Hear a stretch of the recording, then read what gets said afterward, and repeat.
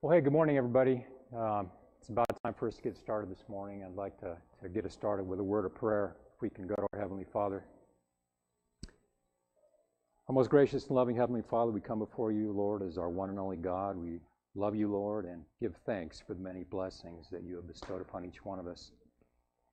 We thank you, Lord, for the freedom we have to attend church services without fear of persecution, and we thank you for the many lessons and the many blessings that we gain by being members of your church.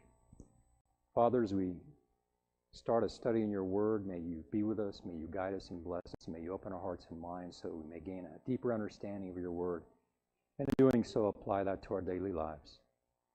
We love you, Lord. We ask that you be with those members of our congregation that are traveling right now, with those that are sick, those that are ill, those that are experiencing difficulties and hardships. May you guide them, guard them, bless them, and direct them, Lord. Please be with us in all things. This is our prayer in Jesus' most holy name. Amen. Well, good morning, everyone. It's a pleasure to be with you here today. I don't know if you were here last week, but Jerry covered for me last week, and I very much appreciate that because I had kind of an unexpected thing come up that I had to deal with, and him covering the class allowed me to take care of some stuff that I needed to take care of. Today I want to talk about some stuff that might be a little controversial, but I think if you stick with me to the end, you'll see where I'm coming from and it'll make sense. The topic I want to look at today is, how did God create the world? Or maybe you could say that another way, how did God create the universe? And I'd like to start the lesson by quoting Genesis 1:1. And I know we all know that passage. It's the very first verse in the very first book of the Bible, Genesis. But Genesis 1:1 says that in the beginning, God created the heavens and the earth. And I'm not here to dispute that fact. I accept and I fully believe that God created the heavens and the earth. There's no question, no doubt in my mind about that as a Christian. But what I'm going to be talking about this morning is the how. How did God create the heavens and the earth? Because there's a lot of different points of view on that. There's at least 20 that I'm aware of. I'm not going to throw 20 different points of view and theories at you, but I'm going to look at the 6 most popular, the most common things that are currently, people believe in the United States in terms of how God created the universe. I'm not going to be talking about evolution. That's not the point of this, but I am going to be talking about some different ways or different methods by which God may have created the world.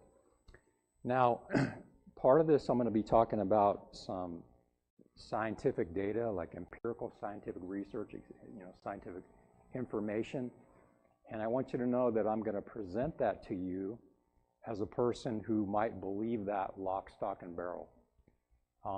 So I'm going to be presenting that scientific data as if I were a professor of physics or a professor of chemistry or paleontology, anthropology, whatever branch of science you want to choose.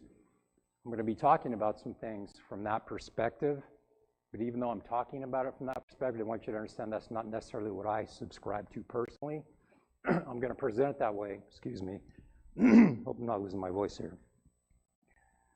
I'm going to present it that way because I'm trying to make a point. And the point is that if you have 2 different belief systems, like, for example, you have a belief in what the Bible says as truth based on your faith, and another person has a belief in what science says based on scientific research, mathematical calculations, or whatever, and you try to blend those 2 things together, it's almost impossible. It's like trying to mix oil and water together, because you're taking one thing that's based on a belief and another thing that's based on scientific evidence. And what happens when you try to mix oil and water together? They don't mix. I mean, if I had a pot right here, and I pour a quart of water and I pour a quart of oil, and I take a whisk and I stand here all day long trying to stir it up, if I say I spend 8 hours trying to stir it up, what's going to happen as soon as I stop stirring it? The oil and the water are going to separate. They're not going to mix together. They're going to be distinct from one another. So the reason why I'm going to present some things from the scientific perspective is because I want you to understand that trying to get those things to blend together and try to form a belief system that combines those 2 things, It's like mixing apples and oranges. They don't mix together very well. And you'll see that as I start explaining some of these different interpretations of how God created the world. So, having said that, the first point of view that I'm going to talk about is called young earth creationism. Sorry about my voice here. I think it's going out on me. So, young earth creationism is a theory or a point of view which is based on a literal reading of the book of Genesis. So that would be that God created the earth and the universe and all life in literal 6 24-hour days, as the Bible would say that he did. And according to the young earth creationists, the world and everything in the world is less than 10,000 years old. And they usually say about 6,000 years old. Well, where do they get that number from? Well, they base it on biblical genealogies. So a lot of you I know have probably looked through the Old Testament, and many places in there you have genealogies of various families, many of which led up to the birth of Jesus Christ. So what the young earth creationists have done is they've taken all those names of all those people and all those genealogies through all these different books of the Old Testament, and some of them it tells their age that they had when they died, other times it doesn't. But they take an average age for all these people and they add them all together, and they get the figure of about 4,000 years. Well, if we also figure that it's been about 2,000 years, well, 2025 precisely, since the birth of Jesus, you would add that to the 4,000 years, and you get about 6,000 years. So according to the young earth creationists, the world and everything in it is no older than 6,000 years. Now, I'm going to talk about some issues with that from a scientific point of view. But, you know, they would interpret Genesis basically as a factual historical account. Genesis is factual, that it's not, you know, it's not metaphorical, it's not allegorical, it's not, you know, symbolic, that it's truly literal. And they would use flood geology, you know, Noah's flood where the whole earth was inundated with water. They would use that to explain geological factors, like, for example, like the Grand Canyon. You know, the young earth creationists would say, well, the Grand Canyon was created when all the waters from the flood receded, and the sedimentation and the flow of water and everything carved the Grand Canyon. They would also use flood geology to explain the presence of ancient fossils. So we all know there's a lot of places where there's, you know, massive amounts of fossils all accumulated in one small area, like in Montana and Wyoming, different places, like dinosaurs and stuff like that. Well, they would use the flood to explain the presence of that, because all those fossils are all from the, you know, the dead animals or whatever that were killed in the flood and then accumulated in a certain place. And that would be, you know, their explanation for it. They would view creation as special divine acts, so there wasn't any like progressive evolution where, you know, one animal form or one plant form evolved into another one. No, everything was created individually in a special divine act, one at a time, you know, by God. So the core beliefs of the young earth creationism theory: number one, the age of the earth is under 10,000 years old, and more specifically, they usually cite it as about 6,000 years old, based on biblical genealogies. They interpret Genesis literally. It's a literal historical account rather than allegorical or metaphorical. The creation days reach, you know, 6 24-hour days. So, you know, 6 times 24, how many hours that is, that's how long it took God to create the earth, and they take that literally. Life was created by direct divine intervention. And as I just said a couple minutes ago, you know, they would explain geological features, geological strata, geological structures through Noah's flood, which was, you know, considered by them to be a global flood. All right, so let's talk about some criticisms of that belief system. And it's going to take me a while to get through this, so please bear with me. But one of the biggest criticisms is that the young earth creation theory either ignores or misinterprets known scientific data, a lot of known scientific data. And also that it relies on what they call pseudoscience or fake science. And you have to understand how the scientific method works to really understand that statement. And I'm going to give you an example of that in a minute. But when we say pseudoscience, it's something that claims to be science, but it doesn't follow the scientific method. And let me give you an example of that. Once again, please bear with me on this. So there are a number of very specific steps you have to go through to prove a scientific fact, right? And I'm going to give you a very simple example. Let's talk about the temperature. So let's say as a scientist, want to try to prove a theory or a hypothesis about the differences in temperature between the winter and the spring. So the first thing I have to do is I have to go out and gather data. So I observe nature. I take temperature in various places, around the area where I live, and I make the determination that the temperature in spring is 30 degrees warmer than the temperature in the wintertime. Okay, so that's my general idea. So now I have to test that. So I'm going to go, like, say, maybe 10 or 20 places around the state of California and take the temperature. And if my idea is borne out, and the temperature actually is, 30-degree difference in all these different places between spring and winter, now I have a hypothesis. I have a working hypothesis because I have data to support my original idea. Well, hypothesis is just the first step. So now what I've got to do is I've got to go numerous places all around the northern hemisphere, let's say 1,000 different places, and I'm going to take the temperature there and compare it between the spring and the winter. And if my hypothesis is borne out and the temperature is the same in all the different 1,000 places that I go to, then it becomes a theory. Well, a theory can't become a scientific fact until it's replicated. That means other scientists, 10 or 20 other scientists, have to go out and conduct that same research just like I did and be able to prove the same results that I had.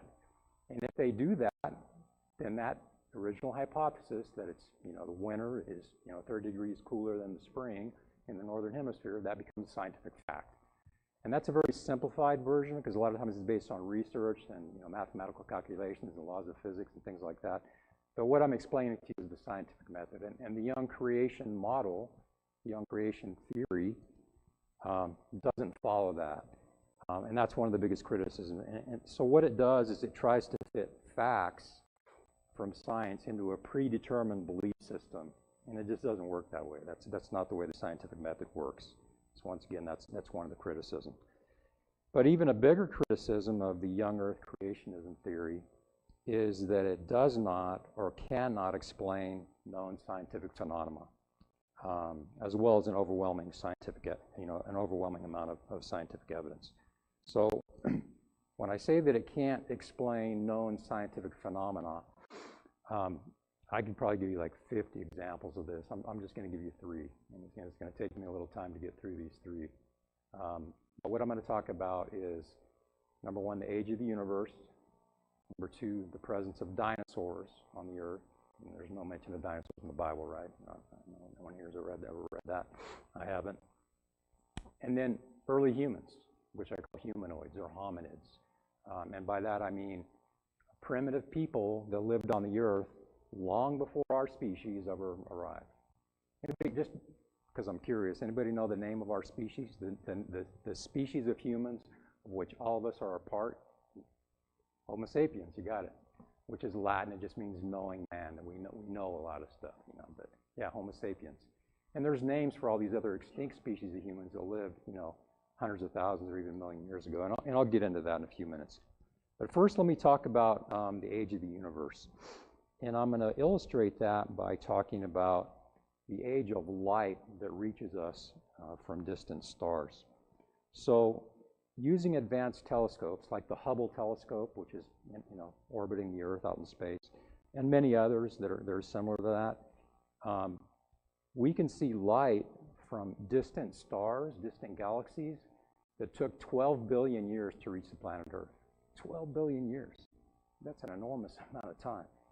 And you might say, well, how could we possibly know that? How could we possibly know that light took 12 billion years to reach the planet Earth?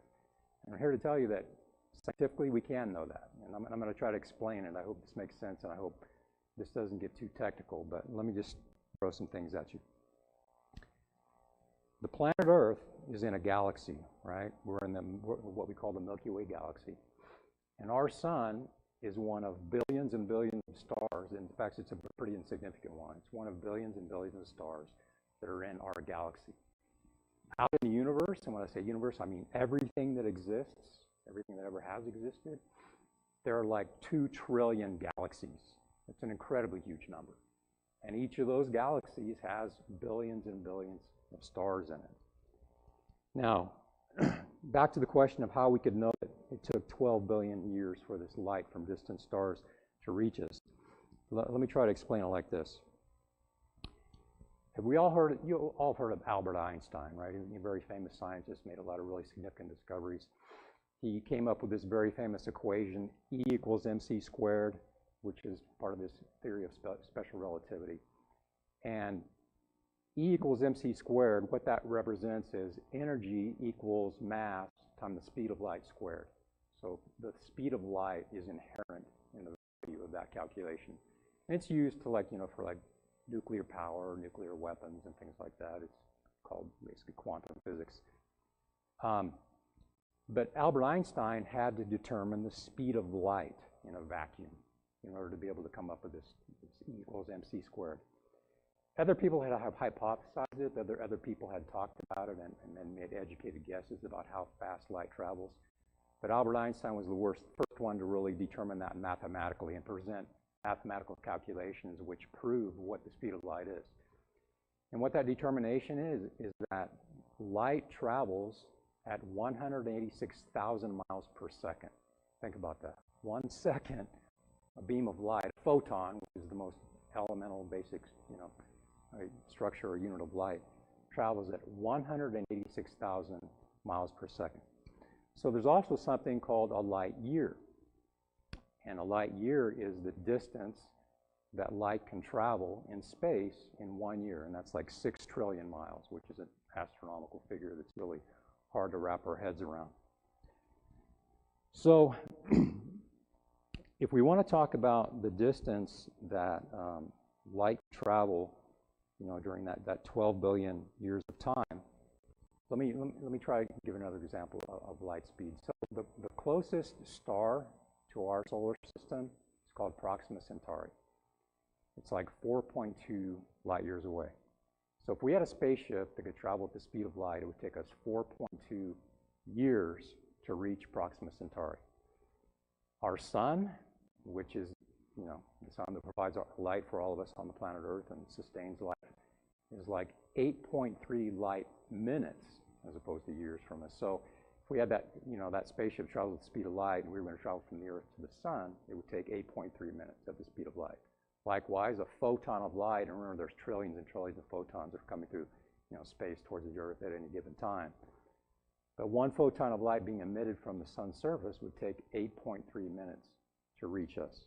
So why am I telling you all that? I'm telling you that to try to give you some background as to how it can be determined that light from distant stars takes 12 billion years to reach the planet Earth. So they use this thing called Hubble's law. It's a mathematical calculation that's used in physics. And like I said, I apologize if this is a little too technical, but Hubble's law is written as V, which stands for velocity, equals h underscore 0, which is Hubble's constant. It's like 73 megaparsecs, times d, which is distance. So you have 3 variables in that equation, one or more of which are on the opposite side of the equation, the equal sign. If you know the known value of 2 of those, you can solve for the third one, just like in algebra we solve for x in an algebraic equation. If you know 2 values, you can solve for the third value. This is the same thing. So we can know the speed at which distant galaxies are moving away from us. Because if we look out into the universe with a telescope, all the galaxies out there are red shifted. They're basically they're in the red end of the spectrum. And once again, I apologize, this is getting too technical. But if light is coming towards us from space, it's in the blue end of the spectrum. If it's moving away, it's in the red end of the spectrum. So based upon that red shift, we can mathematically calculate how fast that galaxy or that star is moving away from us. Going back to Hubble's equation, if we have that speed in parsecs, we can multiply that by Hubble's constant, 73 megaparsecs, and we can determine the distance away it is. So we know how far away that galaxy is. If we divide that by the speed of light, 186,000 miles per second, then we can know exactly how long it took that light to reach us. And that's a mathematical fact. You can't dispute it. You can choose not to believe it. You can choose not to accept it. But mathematically, logically, it's true because it can be proven as a scientific fact. So Why do I go through all that stuff, that long, lengthy explanation that just went about physics? Because if the young Earth creationists say that the Earth is only 6,000 years, okay, and you go and talk to somebody that has a degree in physics or chemistry or mathematics, and you tell them that, what's their reaction going to be? They're either going to laugh at you or they're going to walk away thinking you don't know what you're talking about, because they know that they can prove mathematically that the Earth is much older than that. All right, so that's example number one. I'm going to give you a couple more, and then we'll move on to some of these other points of view. So the second example is the dinosaurs. So we know, based on scientific evidence, that dinosaurs lived on the Earth for 180 million years, which is also an extremely long period of time. And that was during, like, the Triassic, Jurassic, and Cretaceous areas, which are geologic eras within the world's history, the Earth's history. And there wasn't just like a few species of dinosaurs. There was like hundreds of thousands, literally hundreds of thousands of different types of dinosaurs. We know the common ones, Tyrannosaurus rex and Brontosaurus, Stegosaurus, and all that. But there were hundreds and thousands of dinosaurs that were living at any one time during that span of 180 million years. Now, all the dinosaurs died out in a mass extinction about 66 million years ago when an asteroid hit the Earth. And you might think, well, there's no way they can know that. How can they see that an asteroid actually hit the Earth and destroyed all the dinosaurs 66 million years? Well, we can know that. And the reason we can know that is because there is a layer of iridium, which is a radioactive element, which completely surrounds the entire Earth right at the 66 million year mark. Okay? Iridium doesn't occur naturally on the planet Earth. It occurs very commonly in asteroids. So you have this huge impact crater in the middle of the Earth, over off the Yucatan Peninsula, which is southeastern Mexico. You have this layer of iridium from 66 million years ago, and right after that, there's no more dinosaurs that exist. Then we can definitively say dinosaurs all died out 66 million years ago as a result of the impact of this asteroid that hit the Earth. So how do we know how old dinosaurs are? Well, they use what's called radiometric dating, using radioactive isotopes. And to say it simply, there are certain radioactive elements that have a very specific half-life, which means that when a certain amount of time goes by, half of that element decays by losing electrons into a different element. So uranium is one. Uranium decays, and as it decays, it turns into lead. Radioactive potassium is another one. It decays into argon. And to understand half-life, you have to understand this. So let's talk about radioactive potassium. Radioactive potassium has a half-life of 1.25 billion years. That can be established scientifically through mathematical calculations. You can't dispute it. And what that means is that if you have a pound of radioactive potassium, in 1.25 billion years, there's only going to be a half a pound. Another 1.25 billion years, there's going to be a quarter pound, and so on until it all decays into this element called argon. So what scientists do in order to date these fossils of dinosaurs is, this scientist went out and we dug up some fossils, some skeletons of a Tyrannosaurus rex, or whatever dinosaur you want to imagine. It could be anyone. In the early Earth, and like 100 million years ago, there was a lot more volcanic explosions than there are now. The volcanic explosions were happening on like almost a daily basis, millions and millions of years ago. Now it's not that common, but when the Earth was younger, it was much more active geologically. So here's how they determine the age of a dinosaur fossil. Is they'll go into the geologic strata when they find a fossil, and directly above it, they'll find some volcanic ash from a volcanic eruption. And of course, volcanic ash or lava from a volcanic eruption starts the radioactive clock at 0, okay? Because it just arrived on Earth at the time of that eruption. You can calculate how old it is based on the radioactive isotopes. So let's say that top layer is 80 million years old. And then we find another layer of radioactive ash below that fossil, and we determine that it's 82 million years old. So we can pretty safely say that fossil, that Tyrannosaurus rex that we found in that sedimentary layer, is 81 million years old. And it's a very accurate form of dating.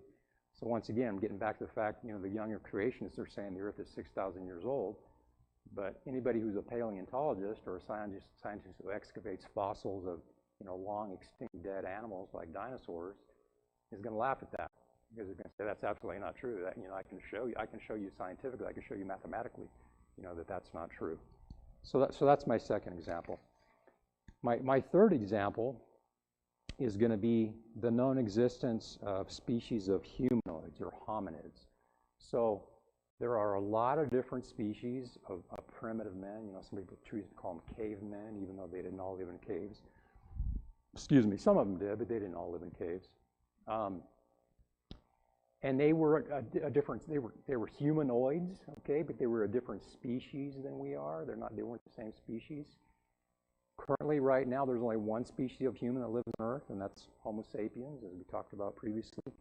But there's a lot of other different species, and I'm going to name some of them so you'll know what I'm talking about. So we have things like Australopithecus, we have Homo erectus, Homo naledi, we have Neanderthals, we have Homo florenziensis. You know, I can go on and on with these names of these different extinct species of humans that lived in our distant past. And once again, I'm not trying to prove the point of evolution. I'm not trying to say that, you know, our species evolved from one of these, you know, lower primitive, you know, human forms. I'm just trying to tell you about their existence and the fact that they did exist on Earth at some point in our history. So I've seen some of the creationist literature, you know, we're talking about the young creation theory. I've seen some of the creationist literature on these early men, and some of it can be like really misleading. So in fact, it's just flat out untrue. They will say things like, scientists postulate an entire population of early humans based on one tooth, or scientists hypothesize that there was a population of certain type of humans based on one finger bone. That's absolutely not true, and that's not the case, because there are hundreds and hundreds of skeletons of extinct primitive humans. In the case of the Neanderthals, who didn't really live that long ago, but they're all extinct now, there's over like 400 sets of skeletal remains, like skeletons, right? Homo naledi from the Rising Star Cave in South Africa, you know, there's maybe about 50 of those skeletons, but they're very well preserved. And, you know, there's everything from like infants to young children to young people to middle-aged people to elderly people. I mean, they have a really good cross-section of the population, so they've been studied really well. And we know a lot about them based upon those remains. So, you know, these primitive hominids existed in the past because just like dinosaurs, you know, the scientific evidence shows that they lived a lot longer ago than 6,000 years. So let's talk about the Neanderthals, because that's one of the best studied species of extinct humans that we know about. So according to scientific evidence, the Neanderthals, they appeared on the Earth about 120,000 years ago, and they lived in numerous places outside of Africa. They didn't live on the African continent, but they lived in Western Asia, Eastern Asia, the Middle East, you know, Europe, Eastern Western Europe. They were, you know, very, very widespread, and they lived in a lot of different places. And we know a lot about them because they buried their dead, and that tends to preserve the bodies a lot better as opposed to not doing that. Because they buried their dead, we know that they had primitive weapons. They had stone-tipped spears, you know, they had flint knives, they had, you know, stone hand axes. Didn't have the bow and arrow. That hadn't been invented by humans yet, so they didn't have that. But they were hunters, and their diet was primarily meat. And we know that based on two things. Number one, the radioactive isotopes that are in their bones indicate that they ate a 90 to 95% meat diet. There were some variations on that depending on the geographic location, but for the most part, 90 to 95% meat. We also know that because they lived during the Ice Age, and there were, you know, everything was covered with snow and ice, and there wasn't a lot of plant material to eat, just grass. Humans can't eat and digest grass, but, you know, like deer and mastodons and, you know, woolly rhinoceroses and things like that can. So that's what they were feeding on at the time. But by 40,000 years ago, all the Neanderthals had disappeared. By 40,000 years ago, all Neanderthals were gone. There were no more left. You can go back in the fossil record; they're simply, you know, non-existent after that point in time. But here's the really interesting thing about the Neanderthals, and that is that scientists have been able to obtain their DNA and sequence their genome. In other words, their genetics, their DNA, their familial history. They've been able to extract DNA from Neanderthals. And you might say, well, you know, how did they do that if they've been dead for 40,000 years? And here's how they did that. Because Neanderthals buried their dead, and many times they buried them in deep caves, these caves are very cold. It's like being in a refrigerator. So, the temperature in a deep cave underground is like, 36, 38, 39 degrees. And it's going to preserve things very well. Now, it doesn't necessarily preserve all the flesh and organs on their body, but what was preserved based on those conditions was the pulp within their teeth. So if you think about a tooth, any of our teeth that we have in our head, our teeth are hollow. It has a blood supply. There's a little artery, and there's pulp, which is tissue, and then there's a vein. And it has to do that to nourish the nerve and the growth of the tooth, throughout a person's life, especially when they're younger.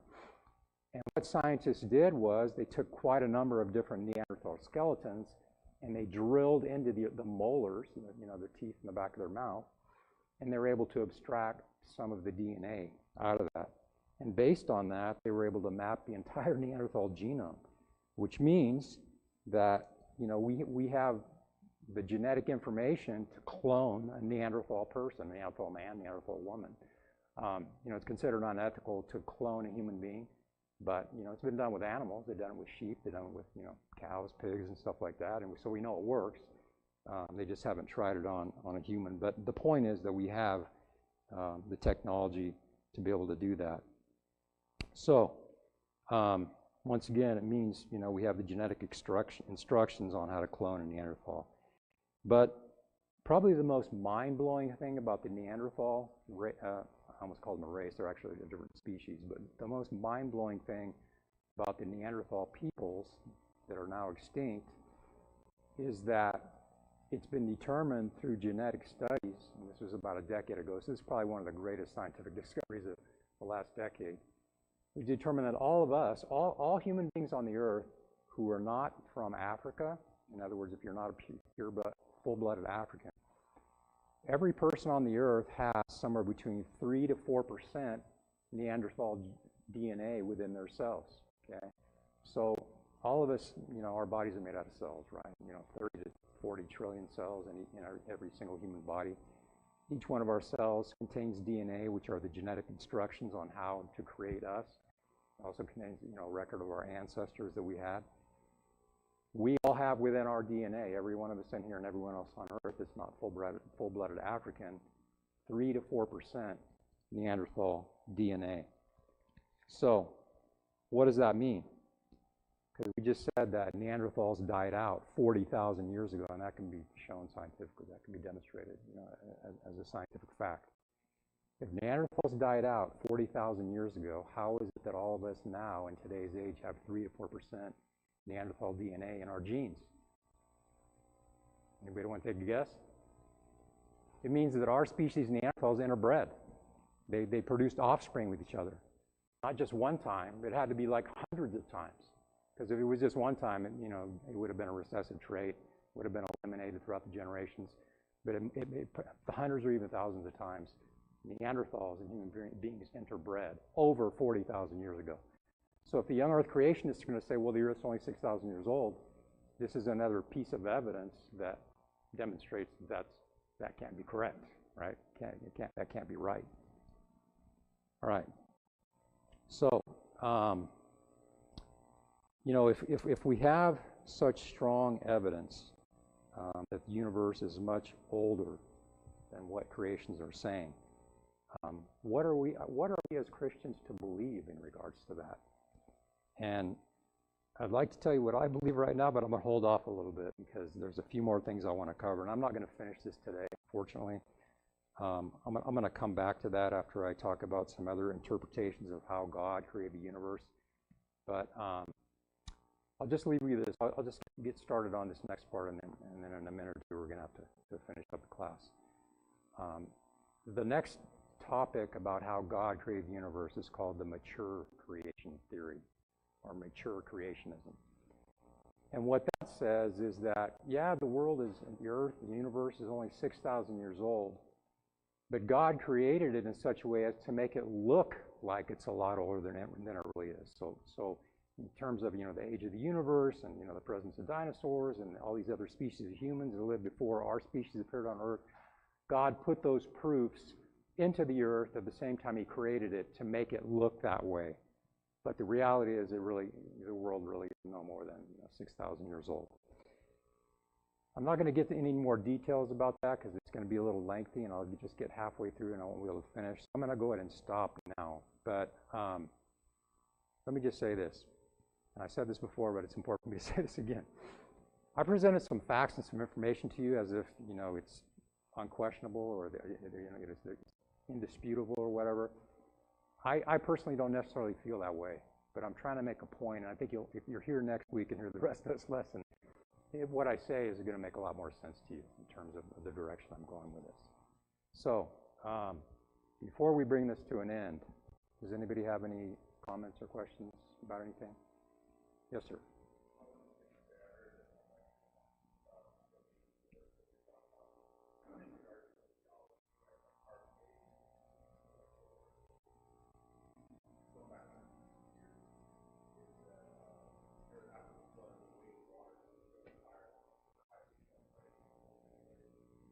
Right.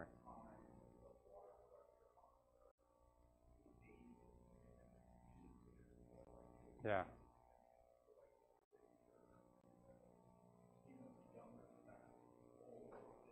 Yeah. Yeah, I understand what you're saying, and that makes sense. But I'm glad you mentioned the carbon-14 stuff because I was thinking about getting in. Well, maybe I'll say that for next time. The carbon-14 only has a half-life of 5,000 years, as opposed to like potassium, which has a half-life of 1.25 billion years. So one thing the creationists do is they'll say, well, this doesn't fit into the carbon-14, dating method. Well, it can't because the half-life of carbon is only 5,000 years, and it doesn't, you can't use those numbers to date things that are, millions or billions of years old. But a good point. I appreciate you bringing that up. Anything else before we call it a day? All right, folks. Appreciate you being here. Hope to see you next time. Have a great Sunday.